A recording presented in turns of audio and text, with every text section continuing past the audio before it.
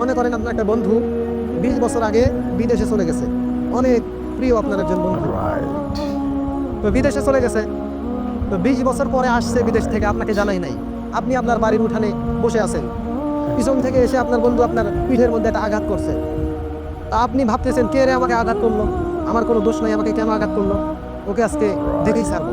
মানে পিছন দিক থেকে আপনার মনের অনুভূতিটা এরকম হবে যে ওকে আজকে দেখেই ছাড়বো, কেন আমাকে আঘাত করলো।